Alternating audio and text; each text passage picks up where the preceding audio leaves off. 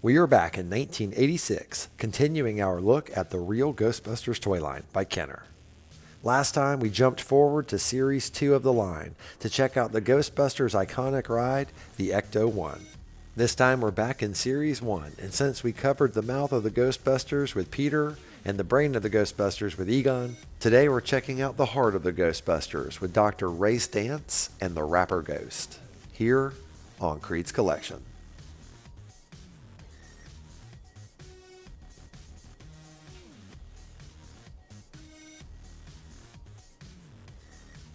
Hey, welcome back to another episode of Creed's Collection. Today we're taking a look at Dr. Ray Stantz and the Rapper Ghost from the 1986 Real Ghostbusters toy line by Kenner. Ray is known as the Heart of the Ghostbusters, a title bestowed upon him by Peter Venkman, and he is also an expert in paranormal history and metallurgy. He has a very forthright acceptance of paranormal activity and approaches it and his other interests with an almost childlike enthusiasm. He is known for wordy, over-technical explanations of scientific and paranormal phenomenon, and assisted Egon in constructing all the Ghostbusters equipment, along with the Ecto-1. And now that we know a bit more about Dr. Ray Stantz, let's take a closer look. I've probably already said it in my past videos about Ghostbusters, but Kenner really nailed the likeness of these figures. I mean, obviously, this doesn't look anything like Dan Aykroyd, but it does look exactly like Ray looked on the cartoon. This figure is super clean still, and all the paint looks fantastic, including the Ghostbuster symbol here on his shoulder. But the most fascinating thing about this figure to me is that he's out of shape and has a belly. I mean, check him out. He's got a big butt too. I mean, there you go. He's got Dunlap disease. He's just got his belly hanging over his belt, no problem. And the reason that's fun is because in the 80s, there weren't a lot of dumpy looking action figures. So he's kind of unique in that fact that he actually looks like a regular person. Yep, Dr. Ray Stantz rocking that dad bod and living his best life. Here on his hands, you can see there are a couple of tiny paint chips, but overall, he looks really good. Ray's boots are the same as all the other Ghostbusters, but they are in fantastic condition with no paint chips. On the back of the figure, you can see the port for the proton pack as well as his copyright information, which we'll check out in a little bit. Now we're going to take a look at Ray's articulation. His hips have a 90-degree bend forward, but his legs cannot go back at all. Now here on his shoulder, he also has a point of articulation that can go around all the way full 360 if you want. And then his neck can turn left and it can turn right. And that is it. That covers all 5 points of articulation for Ray Stantz. Now we're going to take a look at Ray's accessories, starting with his proton pack.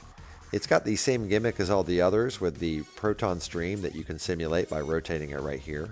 And this is a first wave proton pack. You can tell because the hose comes out of the bottom of the unit, and the second wave packs, it came out of the center. Not sure why they changed that, but I prefer the first wave pack.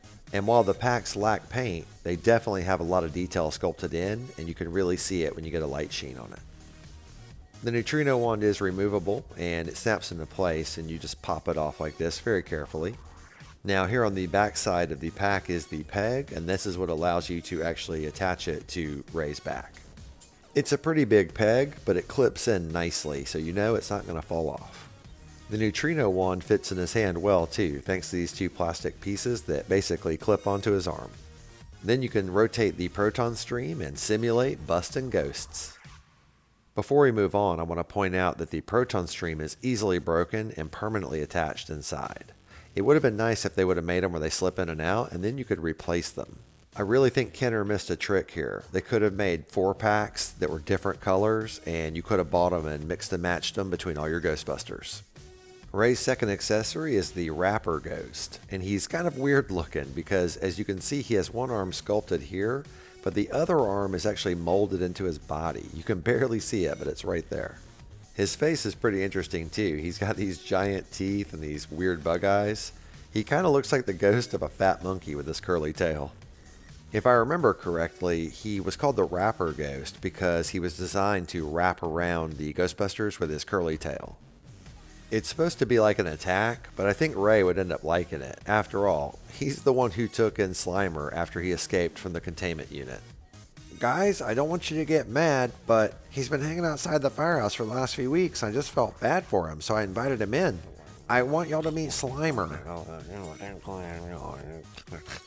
Slimer, come here. Hey, buddy. So can we keep him? Yeah. I don't know, Ray. Having a pet ghost as the Ghostbusters is kind of a bad look. Oh, come on, Vinkman. I'll take care of him. You won't even know he's here. Yeah. What do you think, Egon? I'm not getting involved in this. It's up to you.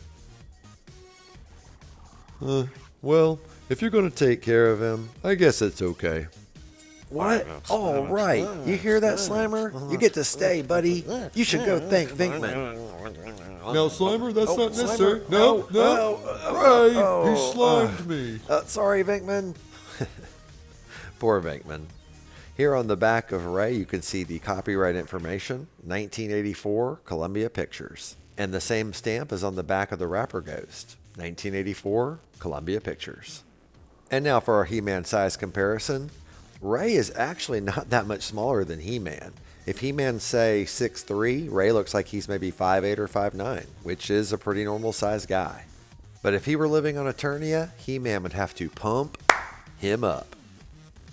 Thank you so much for taking the time to watch my toy retrospective for Dr. Ray Stantz and the Rapper Ghost from the 1986 Real Ghostbusters toy line by Kenner. I find it fascinating that Ray is an out-of-shape action figure. That's a pretty rare thing in the toy world, and it really makes him unique. I hope you enjoyed the video, and if you did, please leave a thumbs up. And if you have any thoughts, please leave a comment. I love reading and responding to them. And while you're at it, if you haven't already, please consider subscribing. I'd really appreciate it. It would help my channel grow.